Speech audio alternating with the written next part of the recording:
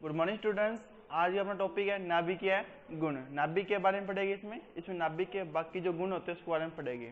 सबसे पहले हम बात करते हैं नाभिक क्या होता है।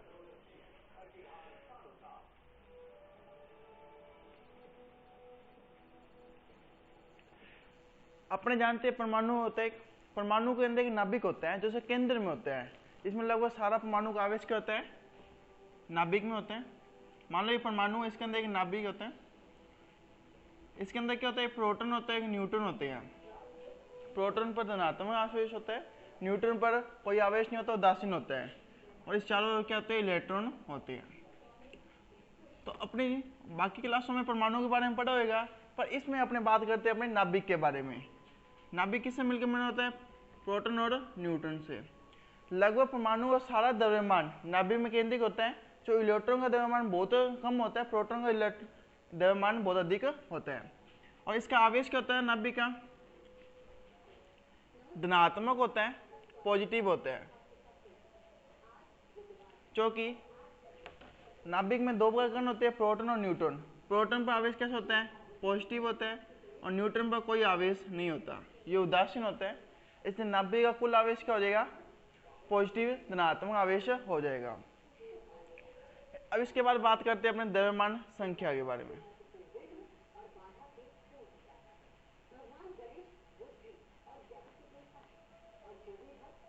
द्रव्यमान संख्या इसको अपने शो करते हैं ए से। ये होती क्या है, किसी भी परमाणु में, परमाणु की होती है, किसी भी परमाणु में प्रोटॉन और न्यूट्रॉन की कुल संख्या द्रव्यमान संख्या कहलाती है। ए बराबर क्या होगा, पी प्लस एन। तो इससे पता चल रहा है अपने द्रव्यमान के बारे में बात करें। द्रव्यमान संख्या मतलब उसके द्रव्यमान के बारे में बात कर रहे हैं। और लगभग परमाणु का द्रव्यमान कहाँ केंद्रित होता है, उस सारे नाभिक में होते हैं। उसका बात तो खाली होता है, जो बहुत सारे कक्ष खाली होते हैं। इसका मेन जो द्रव्यमान है, लगभग इसका 95% द्रव्यमान इसका सारा नाभिक का होता है। तो इसलिए द्रव्यमान संख्या क्या आएगी, नाभिक में जो कण है, प्रोटॉन प्लस न्यूट्रॉन बराबर क्या होता है, द्रव्यमान संख्या ए होती है। इसको अपने ए से शो करते हैं। इसके द्वारा अपने किसी भी परमाणु में प्रोटॉन न्यूट्रॉन की संख्या का योग करके इसको निकाल सकते हैं। सबके लिए अलग अलग होते हैं। इसके बाद अपने बात करते हैं परमाणु क्रमांक की।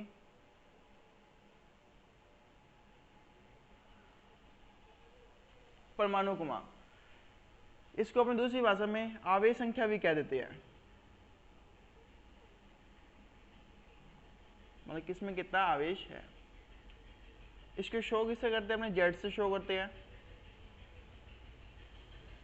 शो का तरीका है, इसको जेड से अपने शो करते हैं।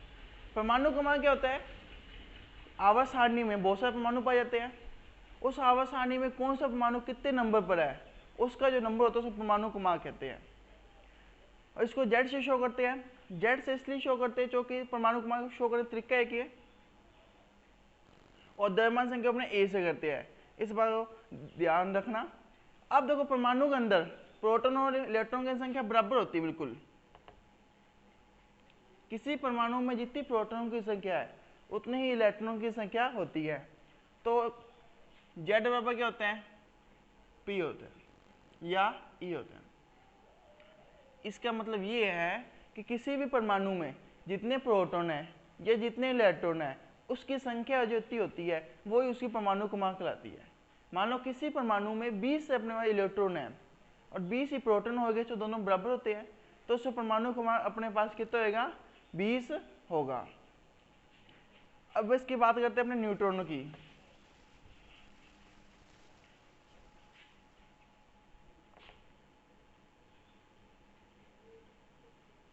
न्यूट्रॉन क्या होते हैं, इसके शो अपने एन से करते हैं।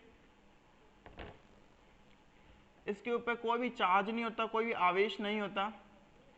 ये क्या होता है, उदासीन होता है, नो चार्ज। इसको कोई भी चार्ज नहीं होता, न धनात्मक होता या ना ऋणात्मक होता। अब इसकी संख्या निकालते कैसे है, अभी अभी पढ़ा अपने ने। द्रव्यमान संख्या बराबर क्या होता है, प्रोटॉन प्लस न्यूट्रॉन। और जेड बराबर क्या होता है, पी होता है। तो अपने ए बराबर जेड प्लस एन लिख सकते हैं। तो एन बराबर कितना होगा, ए माइनस जेड। मतलब न्यूट्रॉन की संख्या होती है किसी भी परमाणु का द्रव्यमान संख्या में से उस परमाणु क्रमांक को घटा दे या आवेश संख्या को घटा दे तो जो संख्या बचती है वो न्यूट्रॉन की संख्या कहलाती है। अब जरूरी नहीं है, आपने पढ़ा था प्रोटॉन और इलेक्ट्रॉन बराबर होते हैं और न्यूट्रॉन बराबर हो भी सकते हैं और नहीं भी हो सकते, दोनों कंडीशन लागू होती है इसके लिए। या तो न्यूट्रॉन बराबर हो भी सकते हैं या नहीं भी हो सकते हैं। इस एग्जांपल ले सकते हैं अपने हाइड्रोजन परमाणु का, इसके कई समस्थानिक होते हैं, प्रोटियम, ड्यूटेरियम,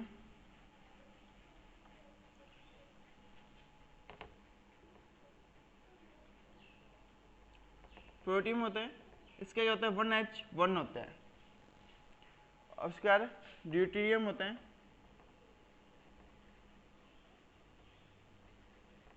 इसके कहते हैं 2H1 होता है। अब देखो इसके अंदर अपने पास A कितना है 1 और Z कितना है 1, तो N कितना होएगा 0, तो A में Z है 0 बस। इसके अंदर अपने क्या है A कितना है 2, Z कितना है 1, तो न्यूटन कितने होगी इसके अंदर 2 माइनस 1 कितने होगी 1। अब देखो है तो सेम परमाणु, है तो प्रोटियम, ये ड्यूटियम है ही हाइड्रोजन के, पर इसके अंदर न्यूट्रॉन संख्या 0 है, इसके अंदर 1 है। इसका एक और होता है प्रोटीन, ड्यूटियम, टाइटेरियम, इसे 3 संस्थानिक होते हैं हाइड्रोजन परमाणु के, इसे 3H1 लिखते हैं। A की वैल्यू 3, Z की वैल्यू 1, न्यूट्रॉन संख्या कितनी होगी 2। अब देखो इसमें ना प्रोटॉन और इलेक्ट्रॉन बराबर है कितने 1, और न्यूट्रॉन बराबर नहीं है। और इसके अंदर देखो अपने पास प्रोटॉन इलेक्ट्रॉन बराबर थे किसके 1, और न्यूट्रॉन में कितना था 1 था, तो इसमें तो ये बराबर हो रहे हैं और इसमें न्यूट्रॉन संख्या बराबर नहीं है, तो प्रोटॉन और इलेक्ट्रॉन के बराबर भी हो सकती है और नहीं भी हो सकती। अब किसी परमाणु में द्रव्यमान संख्या और परमाणु क्रमांक को कैसे शो करते हैं वो देखते हैं।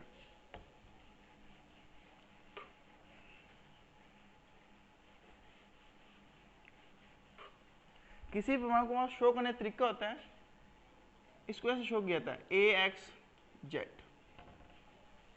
ये X क्या है, परमाणु क्रमांक है, परमाणु का चिन्ह है ये।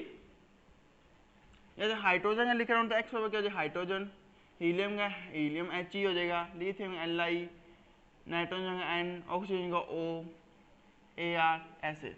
तो X की वैल्यू होती है जिसे हमने शो करते हैं परमाणुओं को, वो उसको अपने X के रूप में लिखा। और सबसे पहले किसी वैल्यू आती है A की वैल्यू आती है और लास्ट में क्या आती है Z की। मान लो मैं हाइड्रोजन की बात करता हूँ, हाइड्रोजन का क्रमांक कितना है 1, इसके अंदर द्रव्यमान संख्या कितनी होती है 1 ही होती है, न्यूट्रॉन संख्या कितनी होती है 0 होती है। तो ये शो कैसे करूँगा मैं 1H1 इस रूप में इसको मैं शो करूँगा, ये इसको शो करने का तरीका। अब अपने बात करते हैं द्रव्यमान के बारे में। ये द्रव्यमान संख्या बात होगी, अपनी परमाणु क्रमांक की बात होगी। अब इसके बारे में बात करते हैं इसका द्रव्यमान कितना होता है। अभी भी मैंने बताया कि नाभिक का जो द्रव्यमान होता है, पूरे परमाणु का जो द्रव्यमान होता है नाभिक के द्रव्यमान में केंद्रित होता है। लगभग जितना नाभिक का द्रव्यमान है उतना ही ये परमाणु का द्रव्यमान होता है। तो द्रव्यमान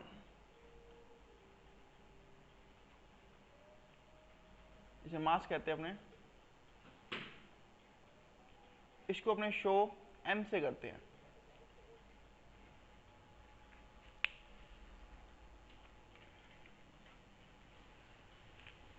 किसी भी परमाणु का द्रव्यमान निकालना है तो उसको जो नाभिक का द्रव्यमान है उसके बराबर ही होता है, लगभग बराबर मान के चलते हैं। वैसे इसकी MKS पद्धति में द्रव्यमान की इकाई किलोग्राम होती है, पर किसी भी परमाणु का द्रव्यमान बहुत नगण्य होता है, बहुत कम होता है। तो अगर किलोग्राम में करें तो बहुत कम मात्रा आता है, तो इसलिए परमाणु का द्रव्यमान या नाभिक का द्रव्यमान निकालने के लिए अपने एक स्पेशल इकाई आई थी जिसको अपने AMU कहते हैं। AMU क्या है, एटम मास यूनिट, परमाणु का द्रव्यमान एटम मास यूनिट, ये AMU है। अपने AMU वैल्यू में इसका द्रव्यमान लिखते हैं, जो कि किलोग्राम में बहुत कम हो जाएगा, लगभग 10 की पावर -23 किलोग्राम में लिखना पड़ेगा। इसलिए हमने AMU लिखते 1 AMU 2 AMU 1.5 3। इसको अपने AMU को अपने 1 U से भी लिखते हैं, सरल भाषा में 1 U से भी लिखते हैं यूनिट। मतलब अपने इसकी बात क्या कर रहे हैं, 1 यूनिट की बात कर रहे हैं। अब इसका ये द्रव्यमान निकालने का तरीका आइंस्टीन ने दिया था। अब ये द्रव्यमान निकालते कैसे, AMU होता क्या है वो देखो। कार्बन 12, यहाँ कार्बन के 12 परमाणु नहीं, कार्बन 12 का मतलब ये है कि उसका जो कार्बन 12 का समस्थानिक है उसकी बात कर रहे हैं अपने, जिसमें द्रव्यमान संख्या कितनी अपनी 12 है, A की वैल्यू 12 है। कार्बन 12 का परमाणु द्रव्यमान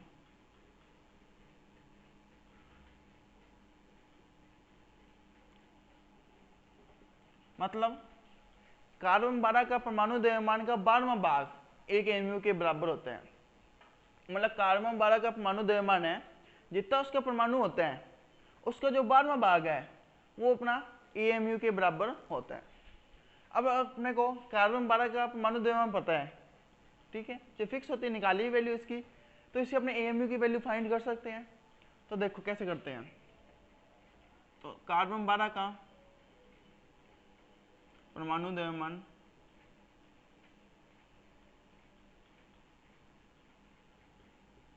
(12 × AMU हो जाएगा। ये कितने कार्बन बात करी, 1 कार्बन की। अब मैं 1 मोल कार्बन की बात कर रहा हूं।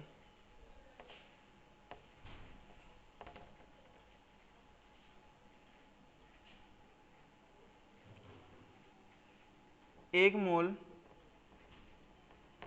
कार्बन 12 परमाणु का द्रव्यमान।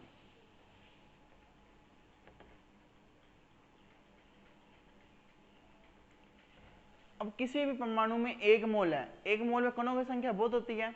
जब किसी भी परमाणु को 1 मोल की बात की जाती है तो उस परमाणु के अवगाद्रो संख्या से गुणा कर देते हैं, जो अपने मान के चलते हैं कि किसी परमाणु में 1 मोल में अवगाद्रो संख्या जितने कण होते हैं, तो इसको अपने अवगाद्रो संख्या से गुणा कर देंगे, Na × 12 × AMU। Na का यहाँ ये अवगाद्रो संख्या है Na की वैल्यू कितनी होती है अवगाद्रो संख्या की 6.023 × 10⁻23, ये होती है अपनी अवगाद्रो संख्या की वैल्यू। अब कार्बन 12 का परमाणु द्रव्यमान कितना है,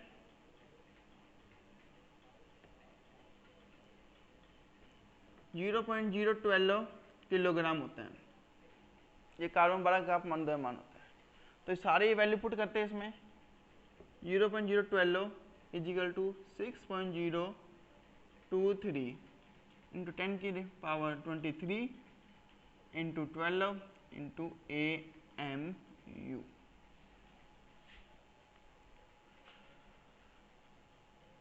ये सारी, अब देखो अपने AMU की वैल्यू चाहिए तो सारी किस में आ जाएगी, डिवाइड में आ जाएगी।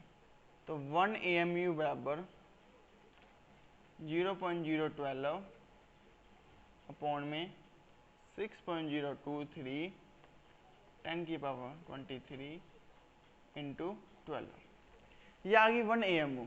अब इसको सोल्व करते हैं तो सोल्व करने अपनी वैल्यू आती है 1.660 × 10⁻⁻27 किलोग्राम। ये सारी वैल्यू किस में आई है, किलोग्राम में आई है, क्योंकि कार्बन 12 का मास किस में, किलोग्राम में, ये भी किलोग्राम में, ये सारी वैल्यू किस में आएगी, अपनी किलोग्राम में आएगी। ये था 1 AMU। AMU की वैल्यू ये है, मतलब कि अपने कार्बन परमाणु का किसी का कह रहे हैं कि उसका 2 AMU वजन है, 2 AMU द्रव्यमान है। जब 2 AMU द्रव्यमान है उसका अपना द्रव्यमान किलोग्राम में निकालना है, तो इसको अपने 2 से मल्टीप्लाई कर देंगे तो उसका वजन किलोग्राम में आ जाएगा। अब देखो अपने वहाँ कार्बन परमाणु या किसी भी परमाणु का कोई भी एटम है या वो कोई भी नाभिक है, उसका अपने द्रव्यमान किलोग्राम में क्यों नहीं लेते हैं। अपने उसका द्रव्यमान किलोग्राम में इसलिए नहीं लेते हैं क्योंकि अगर अपन द्रव्यमान किलोग्राम में ले तो पावर दो कितनी है, 10⁻⁻23, लगभग कितना कम हो गया, नगण्य के बराबर आ जाता है। इसलिए अपने उसको सरलता से लिखने के लिए अपने 1 AMU 1.5 2 AMU 3 AMU 5 AMU इस रूप में लिखते हैं। इसलिए इसका ये मात्रा स्पेशल दिया गया था AMU। जैसे नाम ही क्या है, एटम मास यूनिट।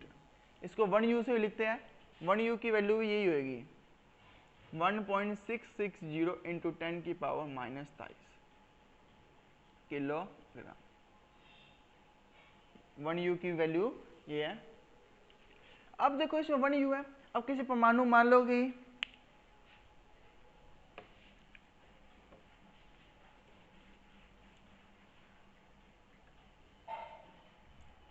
किसी परमाणु की वैल्यू फाइंड करनी है, उसके अपने को मास दे रखा है 3 AMU और किलोग्राम में फाइंड करनी है, तो अपने क्या करेंगे, इसको 3 से मल्टीप्लाई कर देंगे इस वैल्यू को बस।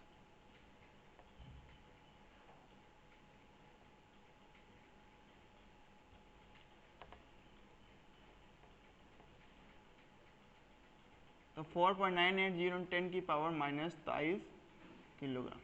और ये किस में आ गई इसकी वैल्यू, 3 AMU की वैल्यू किस में आ गई, किलोग्राम में आ गई। मास हमने किस में AMU दिया था, किलोग्राम पूछा था, किलोग्राम की वैल्यू आ गई। अब देखो, अब कोई मान लो कि कोई कण है, एक कण 1 AMU के बराबर उसका द्रव्यमान का ह्रास हो रहा है। ह्रास मतलब कम हो रहा है द्रव्यमान उसका। जब उसका द्रव्यमान 1 AMU के बराबर कम हो रहा है,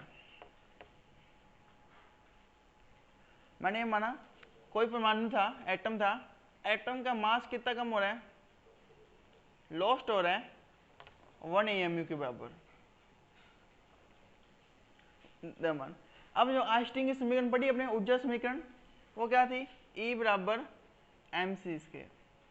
आइंस्टीन ने क्या कहा था, आइंस्टीन ये कहा था कि जब किसी परमाणु का द्रव्यमान कम होता है तो उसकी द्रव्यमान जो क्षति हो रही है, जो कमी हो रही है, हानि हो रही है द्रव्यमान की, वह उसके ऊर्जा के रूप में बाहर निकलती है। मतलब 1 AMU द्रव्यमान कम हो रहा है, मास कम हो रहा है, तो वो अपने ऊर्जा देगा उतनी। तो देखो 1 AMU के द्रव्यमान कम होने से किसी परमाणु का कितनी ऊर्जा आती है, देखते हैं। अपने E बराबर m की वैल्यू कितनी है, 1 AMU, मतलब कि 1.660 10 की पावर -23 ये किलोग्राम में है, इनटू C की वैल्यू कितनी होती है, C के एयर का वेग है, वेलोसिटी है, मतलब कि प्रकाश का वेग है, 3 इंटू 10 की पावर 8 होती है, की होल स्क्वायर करनी है।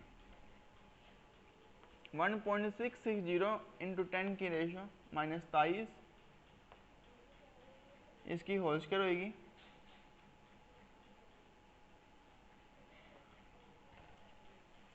ये होगी। अब इसको पूरे को सोल्व करते हैं। जब अपने इसको पूरे सोल्व करते हैं तो आंसर आता है 931.5 मेगा इलेक्ट्रॉन वोल्ट। मतलब किसी परमाणु का अगर उसका मास 1 AMU के बराबर खत्म हो जाए, नष्ट हो जाए, बिल्कुल लॉस्ट कर दे वो अपने आप को 1 AMU के बराबर, तो उसको जो 1 AMU का द्रव्यमान का लॉस्ट हो रहा है, उससे जितनी ऊर्जा निकल रही है वो कितनी है, 931.5 मेगा इलेक्ट्रॉन वोल्ट। मतलब अपने आप को नष्ट करने पर इतनी ऊर्जा वो देगा। ये इतनी ऊर्जा 1 AMU के बराबर है। अपने किलोग्राम में निकाल के इसी वैल्यू फाइंड करी है, 931.5 मेगा इलेक्ट्रॉन वोल्ट। तो ये था नाभिक के गुण। अपने बाद में अब अगले लेक्चर में त्रिज्या के बारे में बात करेंगे। अपना आज का टॉपिक यही समाप्त होता है। अगर आपको डाउट है तो आप मुझे कमेंट करके पूछ सकते हो। Thank you.